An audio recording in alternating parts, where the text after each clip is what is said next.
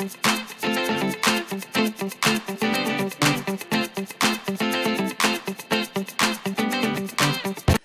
hi everybody, this is DearMamaSal, and I'm busy just warming up a ham, but I've had a couple of requests to do gravy. So what I've done is I've been warming up the ham with some water in the base. I'm just going to put some more in because I've taken some out, and that just stops everything drying up. So I'm going to put this back just to keep warm, and then I will show you how to make the gravy.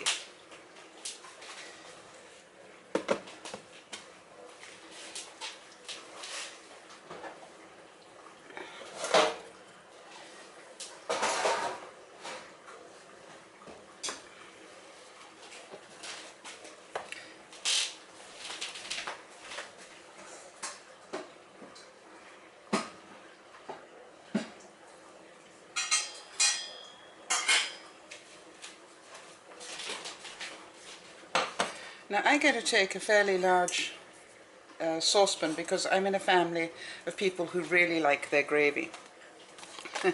So if you have the same sort of people in your household, start with a bigger pot if you can. Whoops. And I've got some sherry that somebody bought me that I knew I would never drink, but it's wonderful for making gravies. So that's how I use up a lot of wine and stuff like that. So here's some red wine that we didn't quite finish, and so I'm going to put a bit of that in as well. And I find that starting with a wine base always gives it a great taste. By the way, if you haven't got a wine base, you can always start with a little bit of balsamic vinegar if you've got that, because that's a wine base as well. So I'm just going to cook it and burn off the alcohol. Some of you are going, oh, what a pity, Sal. But that's what I'm going to do. And then in the meantime, I'm going to take some Bisto. And if you don't know Bisto, this is the easiest way in the world to make good gravy, in my view. I've used it all my life. I have no reason to stop using it because it's so good. So all I'm going to do is, in a smaller container, like this one, I am going to put in, I've got a bit left over from a previous bag, so I'm just going to put that in first. Actually, that's a fair amount there. So,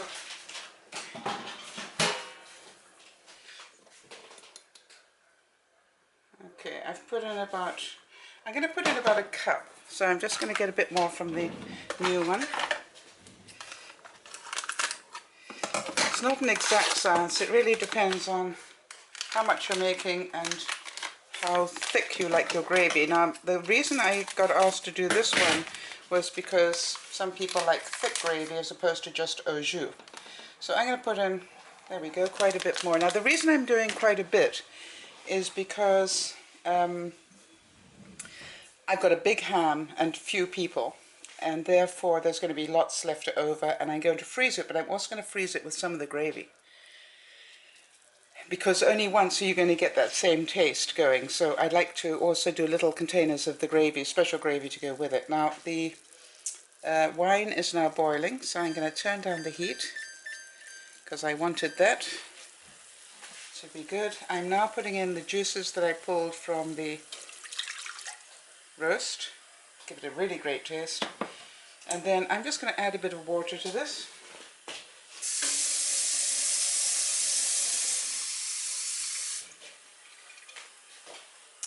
And what I'm going to do is make a paste out of it. So I'm just going to stir it up a bit, hope you can see that. I'm starting off just with quite a thick paste because I want to get it under control. The thing about gravy is it gets out of control really easily. So we want to just make sure we've got it under control.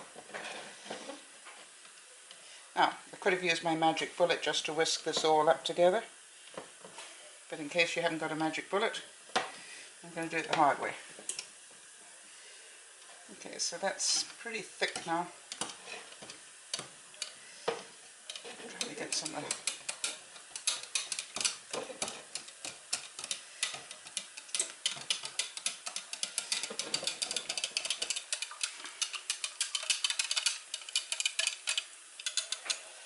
then I'm going to pour it into here, and the reason for that is I need to add quite a bit more water to it.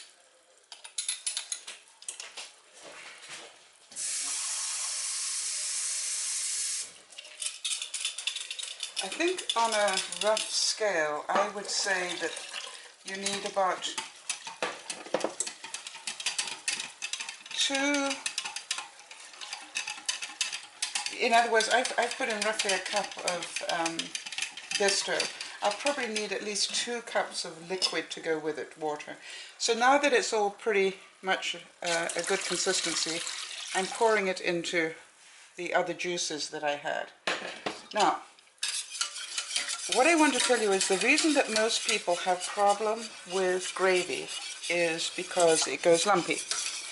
The reason it goes lumpy is because you don't stir it enough. It's quite a simple process, really. And so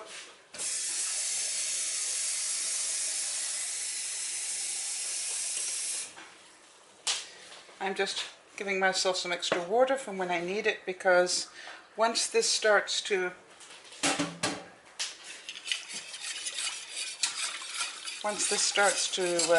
get hot, I'm just going to put it out a bit, it's going to thicken. So at the moment it's a thin yuck type mess. Now, owing to the fact that I've got some glaze here for the ham, just to add to it, I'm going to pour a little bit of the glaze in as well, just to give it, not a whole lot, but just a little bit of it. Oh, what the heck, a little bit more.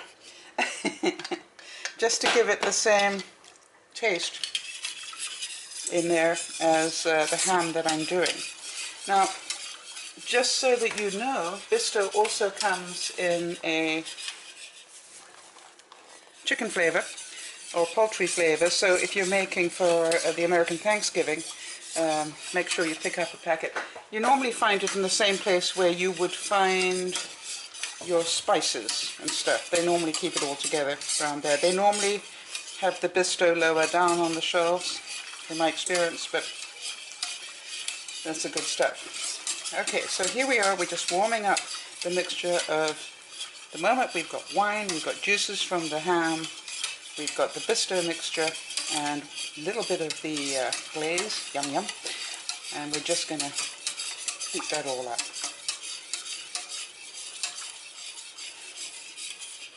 Now the trick is, at the moment, it doesn't feel any different. You know, it's still very watery, very uninteresting, if you like. It's just doing its thing. What it's going to do in a minute is start thickening. And that all depends on, obviously, how high you have your heat.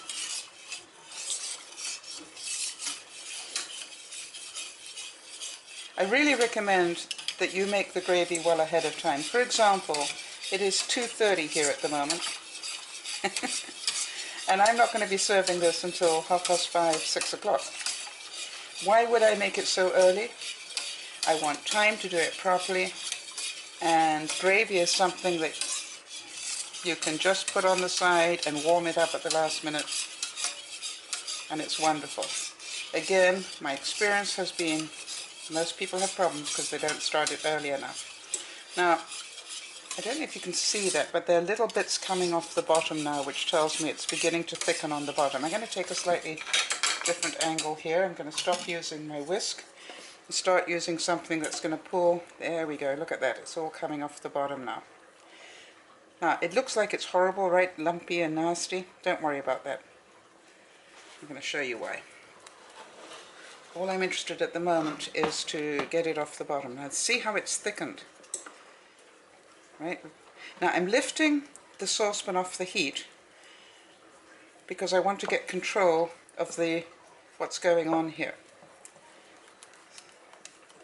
If I leave it on the heat, it's going to go really lumpy and nasty, and at the moment I've just got a little bit of heat coming off the thing, but it's not, the pan itself is not on the heat.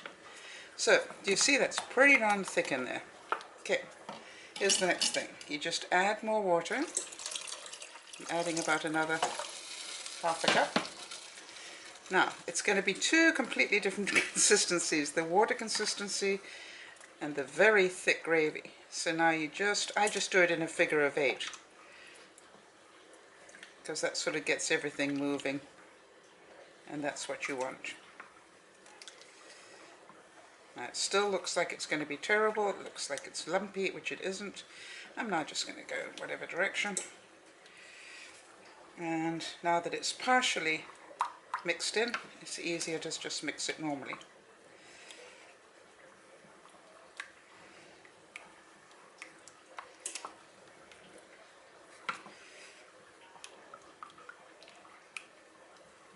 Now, one of the things I would say, if I'm a great believer in don't add salt and pepper or anything like that if you like those sort of things until the very end.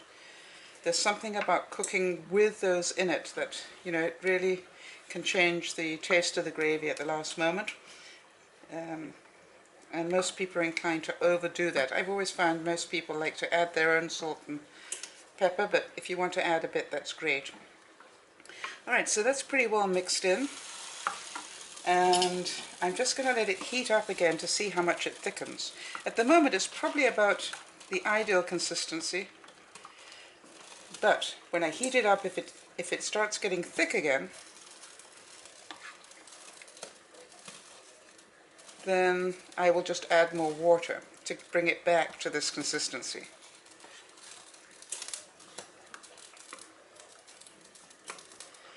So you can see that this takes almost non-stop attention, but it's well worth it. And quite honestly, even if you want to do it the day before, you can do it. The only thing is, if you leave it in the fridge overnight, or if you leave it anywhere for any length of time, it's going to get pretty darn thick.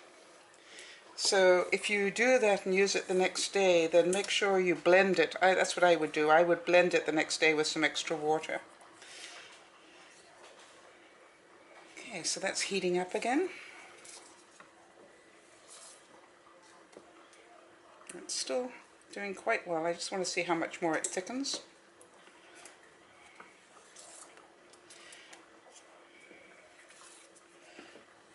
And if you notice, I'm using a flat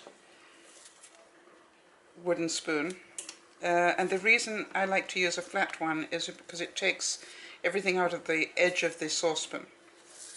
When you use a round one, you're inclined to leave the edges, and that's where the stuff sticks. So what I'm trying to do is to make sure that, now it's thickening up again. I don't know if you can see that, but it is.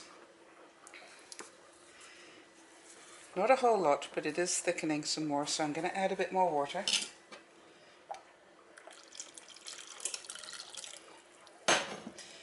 Now this is the point where you decide, okay fine, how thick do I want my gravy?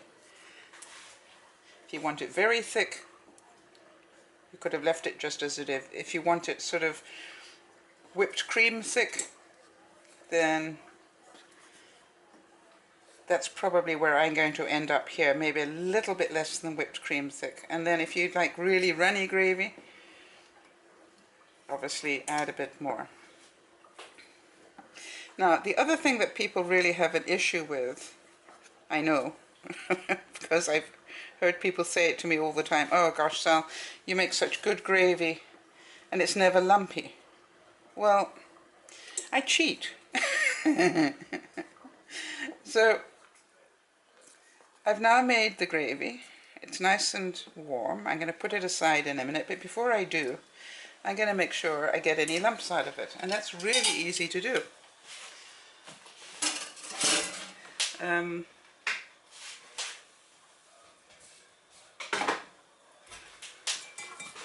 going to take a sieve.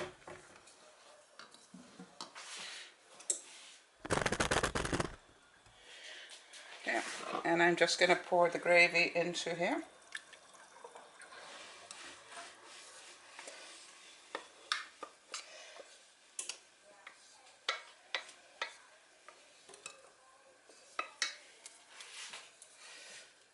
And check. Oh, look at that. pretty darn good, so. Now, if I wanted to, I could just work those little bits through and have absolutely perfect gravy. But I've made enough that it really doesn't matter, so I'm just going to clean that off in the dishwasher. And what I'm going to do is to pour the gravy back into here.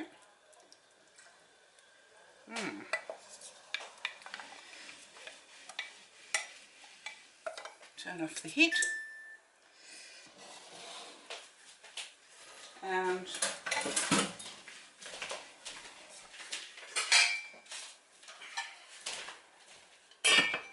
put a lid on it, as they say.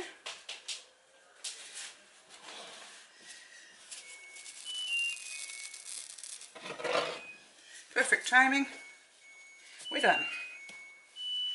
I'll let that cool off and then I will clean up my stove, ready for the next thing. But that is all ready to do. Just the last thing I will do is just before I serve, about 10 minutes, 15 minutes before I serve, I will heat that right up again, add a little bit more water if it needs it. Gravy, no lumps, ready to go. This is Dear Mama Sal saying, hope you found that useful.